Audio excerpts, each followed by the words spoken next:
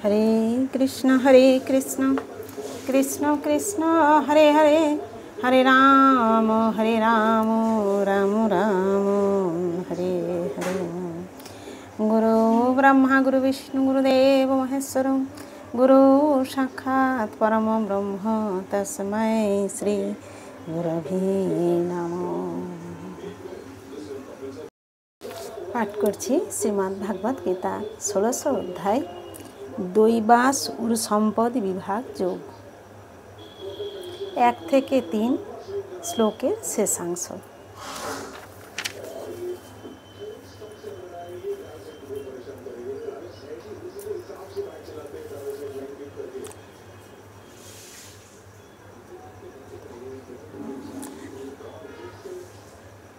তারপর তাকে তার সত্তা পবিত্র করতে হয়।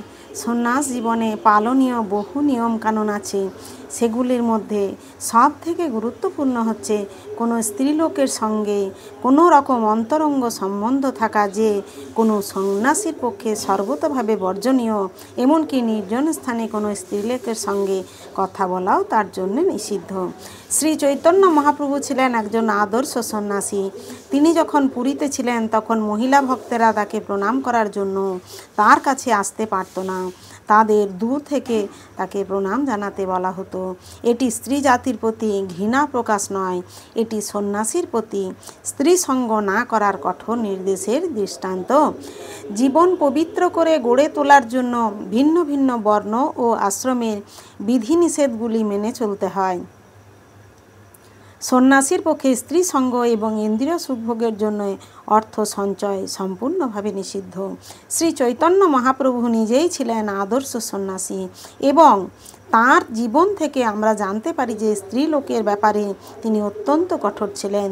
তিনি সবচেয়ে অধপতিত জীবেদের উদ্ধার করেছেন এবং সেই জন্য যদিও তাকে ভগবানের সবচেয়ে করুণাময় বা মহাবদান্য অবতার বলে গণ্য করা হয়, তবুও স্ত্রী লোকেদের সঙ্গে মেলামেশার ব্যাপারে তিনি অত্যন্ত কঠোরভাবে সন্ন্যাস আশ্রমের বিধিনিষেধগুলি পালন করেছেন।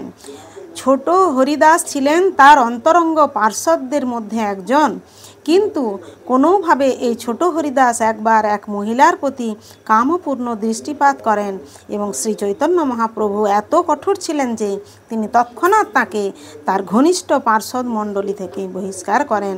শ্রী চৈতন্য মহাপ্রভু বলেছেন, সন্ন্যাসী অথবা যিনি মায়ার বন্ধন থেকে মুক্ত হয়ে চিন্ময় প্রকৃতি ভগবদ্ধামে ফিরে যাওয়ার প্রয়াসী, তার পক্ষে ইন্দ্রিয় তৃপ্তির জন্য পার্থিব সম্পদ ভোগ ও স্ত্রীলোকের প্রতি দৃষ্টিপাত করা সম্পূর্ণভাবে বর্জনীয়।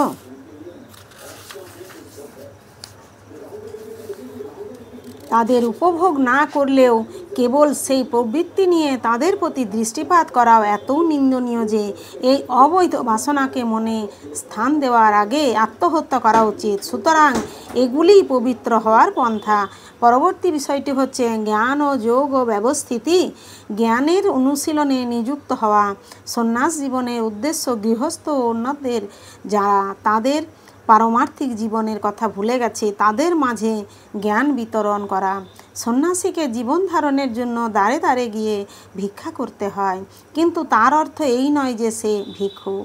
দিব্যস্তরে অধিষ্ঠিত পুরুষদের একটি গুণ হচ্ছে দৈন্য এবং সেই দীনতার বশবর্তী হয়েই সন্ন্যাসী দ্বারে দ্বারে গমন করেন, ঠিক ভিক্ষার উদ্দেশ্যে নয়, কিন্তু গৃহস্থদের কাছে গিয়ে তাদের কৃষ্ণ চেতনা জাগিয়ে তোলার জন্য। সেটিই সন্ন্যাসীর কর্তব্য। যদি তিনি যথার্থই উন্নত হন এবং তার গুরুর দ্বারা আদিষ্ট হন, তাহলে যুক্তি ও উপলব্ধির মাধ্যমে তার কৃষ্ণ ভাবনামৃত প্রচার করা উচিত। আর তিনি যদি তত উন্নত না হন তাহলে তার পক্ষে সন্ন্যাস গ্রহণ করা উচিত নয়। কিন্তু যথেষ্ট জ্ঞান না থাকা সত্ত্বেও যদি তিনি সন্ন্যাস আশ্রম গ্রহণ করে থাকেন, তাহলে জ্ঞান লাভ করার জন্য তার উচিত সদ্গুরুর কাছ থেকে সর্বতভাবে কৃষ্ণ কথা শ্রবণ করা। সন্ন্যাসীর উচিত অভয়ম হয়ে সত্য সংশুদ্ধি লাভপূর্বক জ্ঞান যোগে অধিষ্ঠিত হওয়া। তার পরের বিষয়টি দানম। দান করা গৃহস্থের কর্তব্য। গৃহস্থদের উচিত সদুপায়ে অর্থোপার্জন করে জীবিকা নির্বাহ করা এবং আয়ের অর্ধাংশ সমস্ত বিশ্বজুড়ে কৃষ্ণ ভাবনামৃত প্রচারের জন্য দান করা। গৃহস্থদের উচিত সেই ধরনের সংস্থাকে দান করা যারা এই ধরনের কাজে নিযুক্ত আছে। দান যথাযোগ্য পাত্রে অর্পণ করা উচিত। দান নানা রকমের আছে, তা পরে ব্যাখ্যা করা হবে। সত্যগুণে দান, রজগুণে দান ও তমগুণে দান। শাস্ত্রে সত্যগুণে দান করার নির্দেশ দেওয়া হয়েছে, কিন্তু রাজা ও তমগুণে দান করার নির্দেশ দেওয়া হয়নি, কারণ সেই ধরনের দানের ফলে কেবল অর্থেরই অপচয় হয়। পৃথিবী জুড়ে কৃষ্ণ ভাবনামৃত প্রচার করার উদ্দেশ্যেই কেবল দান করা উচিত, সেটি সত্যগুণে দান। দম বা আত্মসংযম ধার্মিক সমাজের অন্য আশ্রমভুক্ত ব্যক্তিদের জন্যই কেবল নির্দিষ্ট হয়নি, গৃহস্থদের জন্যও তা বিশেষভাবে নির্দিষ্ট হয়েছে। গৃহস্থ আশ্রমে মানুষ যদিও স্ত্রী পানি গ্রহণ করে, তবু অনর্থক যৌন জীবন যাপনে ইন্দ্রিয়গুলিকে নিযুক্ত করা গৃহস্থের উচিত নয়। গৃহস্থের যৌন জীবন ও বিধিনিষেধের দ্বারা নিয়ন্ত্রিত, যা কেবল সন্তান উৎপাদনের জন্যই অনুষ্ঠিত হয়। সন্তান উৎপাদনের উদ্দেশ্য ব্যতীত স্ত্রীর সঙ্গে যৌন সুখ ভোগ করা উচিত নয়। আধুনিক সমাজ সন্তান প্রতিপালনের দায়িত্ব এড়াবার জন্য গর্ভনিরোধক প্রণালী এবং আরও সমস্ত জঘন্য উপায়ে যৌন জীবন যাপন করছে। এই ধরনের কার্যকলাপ দিব্যগুণের পর্যায়ভুক্ত নয়, এগুলি আসুরিক কার্যকলাপ। কেউ যদি গৃহস্থ হয়েও পারমার্থিক জীবনে অগ্রসর হতে চান, তবে তাকে যৌন জীবনে অবশ্যই সংযত হতে হবে এবং কৃষ্ণ সেবার উদ্দেশ্য ব্যতীত সন্তান উৎপাদন করা যেতে বিরত থাকতে হবে। তিনি যদি কৃষ্ণ ভাবনাময় সন্তান উৎপাদন করতে পারেন, তাহলে তিনি শত শত সন্তান উৎপাদন করতে পারেন, কিন্তু সেই সামর্থ্য না থাকলে কেবলমাত্র ইন্দ্রিয় সুখ ভোগের জন্য সেই কর্মে প্রবৃত্ত হওয়া উচিত নয়। যজ্ঞ আরও একটি বিষয় যা গৃহস্থদের অনুষ্ঠান করা উচিত, কারণ যজ্ঞ করতে প্রচুর অর্থের প্রয়োজন হয়। জীবনের অন্য আশ্রমগুলিতে যেমন ব্রহ্মচর্য, বানপ্রস্থ, সন্ন্যাস আশ্রমে মানুষের ব্যক্তিগত ধনসম্পদ থাকে না, তারা ভিক্ষা করে জীবন ধারণ করেন। সুতরাং বিভিন্ন ধরনের যজ্ঞ অনুষ্ঠান করা গৃহস্থদের কর্ম। তাদের উচিত বৈদিক শাস্ত্রে নির্দেশিত অগ্নিহোত্র আদি যজ্ঞ অনুষ্ঠান করা, কিন্তু বর্তমানকালে এই ধরনের যজ্ঞ করা অত্যন্ত ব্যয় সাপেক্ষ এবং কোনো গৃহস্থের পক্ষে তা অনুষ্ঠান করা সম্ভব নয়। এই যুগের জন্য অনুমোদিত শ্রেষ্ঠ যজ্ঞ হল সংকীর্তন যজ্ঞ। এই সংকীর্তন যজ্ঞ অর্থাৎ হরে কৃষ্ণ কৃষ্ণ কৃষ্ণ হরে হরে, হরে রাম রাম রাম হরে হরে কীর্তন করাই সবচেয়ে শ্রেষ্ঠ এবং কম খরচের যজ্ঞ। যে কেউ এই যজ্ঞ অনুষ্ঠান করতে পারেন এবং তার সুফল লাভ করতে পারেন। সুতরাং এই তিনটি অনুষ্ঠান দান, দম ও যজ্ঞ গৃহস্থের জন্য নির্দিষ্ট হয়েছে। তারপর স্বাধ্যায় বা বেদপাঠ, ব্রহ্মচর্য বা ছাত্র জীবনের জন্য নির্দিষ্ট হয়েছে। স্ত্রীলোকের সঙ্গে ব্রহ্মচারীদের কোনো রকম সংস্রব থাকা উচিত নয়। কৌমার্য অবলম্বন পূর্বক দিব্যজ্ঞান লাভের জন্য বৈদিক শাস্ত্র অধ্যয়ন করে তাদের জীবনযাপন করা উচিত, তাকে বলা হয় স্বাধ্যায়। তপ বা তপশ্চর্যা বিশেষ করে বানপ্রস্থ আশ্রমের জন্য নির্দিষ্ট। সারা জীবন ধরে গৃহস্থ হয়ে থাকা উচিত নয়। মানুষের সব সময় মনে রাখা উচিত যে মানব জীবনে 4টি আশ্রম আছে: ব্রহ্মচর্য, গার্হস্থ, বানপ্রস্থ, সন্ন্যাস। সুতরাং গার্হস্থ আশ্রমের পর অবসর গ্রহণ করা উচিত। কেউ যদি 100 বছর বেঁচে থাকে, তাহলে তার উচিত 25 বছর ব্রহ্মচারী জীবনে, 25 বছর গৃহস্থ জীবনে, 25 বছর বানপ্রস্থ জীবনে এবং 25 বছর সন্ন্যাস জীবনে অতিবাহিত করা। এগুলি বৈদিক ধর্ম আচরণের জন্য নিয়মানুবর্তিতার নির্দেশ। গৃহস্থ জীবন থেকে অবসরপ্রাপ্ত মানুষকে অবশ্যই দেহ, মন ও জিহ্বার তপশ্চর্যা অনুশীলন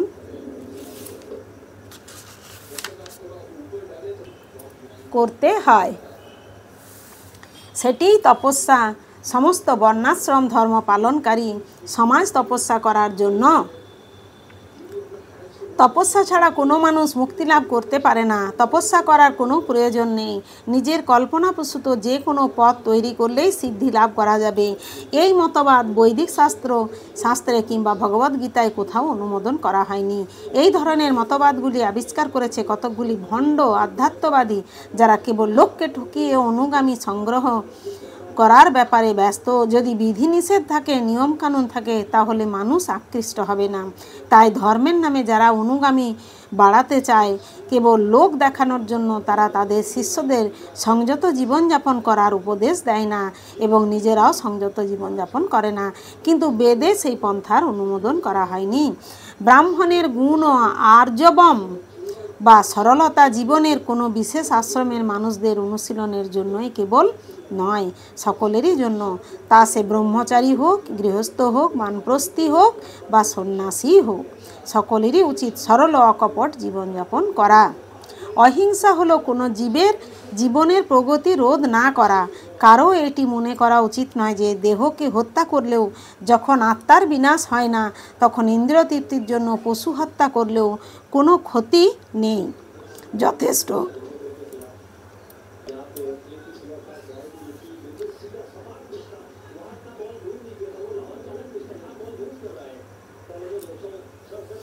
পরিমাণে শস্য, ফল এবং দুধ থাকা সত্ত্বেও এখনকার মানুষেরা পশু মাংস আহারে আসক্ত।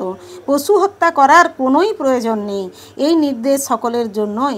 যখন আর কোনো বিকল্প উপায় থাকে না, তখন মানুষ পশু হত্যা করতে পারে, কিন্তু সেক্ষেত্রেও সেই পশুকে যজ্ঞের বলি হিসাবে নিবেদন করতে হয়। সে যাই হোক, মানুষের জন্য যখন যথেষ্ট খাদ্য রয়েছে, তখন আত্মতত্ত্ব জ্ঞান ও লাভের পথে উন্নতি সাধনে ইচ্ছুক ব্যক্তিদের পক্ষে পশু হত্যা করা উচিত নয়। যথার্থ অহিংসা হলো কারো জীবনের প্রগতি রোধ না করা।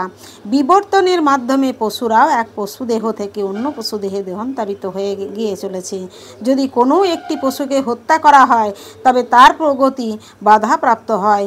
কোনো পশুর যখন কোনো নির্দিষ্ট শরীরে কোনো নির্দিষ্ট কাল অবস্থানের মেয়াদ থাকে, তখন তাকে তার পূর্বে অসময়ে হত্যা করা হলে তাকে বাকি সময়টি পূর্ণ করার উন্নততর প্রজাতিতে উন্নীত হওয়ার জন্য আবার সেই শরীরটি প্রাপ্ত হতে হয়।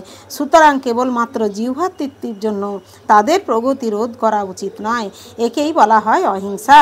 সত্যম শব্দের অর্থ ব্যক্তিগত উদ্দেশ্য সাধনের জন্য সত্যকে বিকৃত করা উচিত নয়। বৈদিক শাস্ত্রে কতকগুলি কঠিন পরিচ্ছদ আছে, কিন্তু তার অর্থ বা উদ্দেশ্য সম্বন্ধে শিক্ষা লাভ করতে হবে সদ্গুরুর কাছ থেকে। বেদ উপলব্ধি করার এটি পন্থা। শ্রুতির অর্থ এই যে নির্ভরযোগ্য সূত্র থেকে শ্রবণ করা। ব্যক্তিগত উদ্দেশ্য সাধনের জন্য তার কতকগুলি আক্ষরিক ব্যাখ্যা করা উচিত নয়। ভগবদ্গীতার বহু ব্যাখ্যা আছে যা ভগবদ্গীতার মূল বিষয়বস্তুকে বিকৃত করেছে। গীতার বাণীর যথার্থ অর্থ প্রকাশ করতে হবে এবং তা শিখতে হবে সদ্গুরুর কাছ থেকে। অক্রোধ কথাটির অর্থ ক্রোধ দমন করা। ক্রোধের উদ্রেক হলেও সহিষ্ণু হয়ে তা দমন করতে হবে।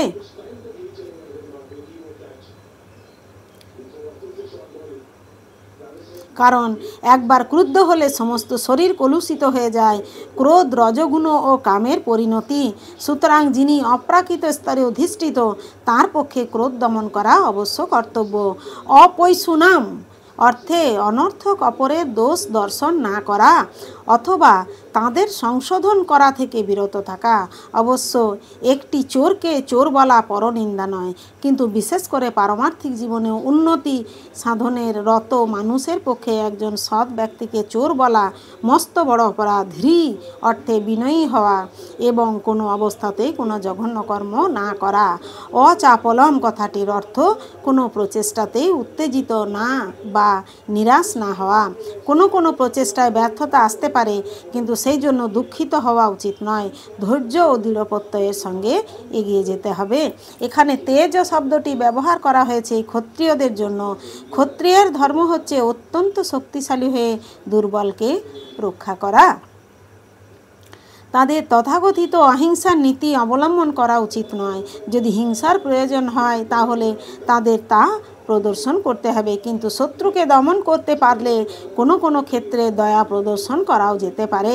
সামান্য দোষ ত্রুটি ক্ষমা করা যেতে পারে। শৌচম অর্থে শুচিতা কেবল দেহ বা মনেরই নয়, আচরণেরও মানুষকে শুচি হতে হবে।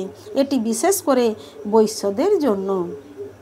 অর্থাৎ অভিমান শূন্যতা, নাতিমানিতা অর্থাৎ অভিমান শূন্যতা। তাদের কালোবাজারি করে অর্থ উপার্জন করা উচিত নয়, অথবা সম্মানের আকাঙ্ক্ষা না করে শূদ্রদের ক্ষেত্রে প্রযোজ্য। যারা বৈদিক নির্দেশ অনুসারে চতুর্বর্ণের সর্বনিম্নে স্থিত, অনর্থক দম্ভ বা অভিমানে মত্ত হওয়া তাদের কখনোই উচিত নয়। তাদের উচিত নিজস্ব স্থিতাবস্থা বজায় রাখা। শূদ্রের কর্তব্য হল সামাজিক স্থিতি রক্ষা করার জন্য উচ্চতর বর্ণগুলিকে সম্মান প্রদর্শন করা। যে 26টি গুণের কথা এখানে বর্ণনা করা হয়েছে তার সব কয়টি দিব্য গুণাবলী। বর্ণাশ্রম ধর্মের পরিপ্রেক্ষিতে তাদের অনুশীলন করা উচিত। এর তাৎপর্য এই যে, যদিও জড়জগতের অবস্থা অত্যন্ত দুর্দশাগ্রস্ত, তবুও সমাজের সর্বশ্রেণীর লোকেদের যদি অনুশীলনের মাধ্যমে এই বর্ণগুলি অর্জন করার শিক্ষা দেওয়া যায়, তাহলে সমস্ত সমাজ ধীরে ধীরে তত্ত্বজ্ঞান উপলব্ধির সর্বোচ্চ স্তরে উন্নীত হতে পারে। হরে কৃষ্ণ কৃষ্ণ কৃষ্ণ হরে হরে, হরে রাম রাম রাম হরে হরে। জয় গুরুদেব, জয় গুরুদেব।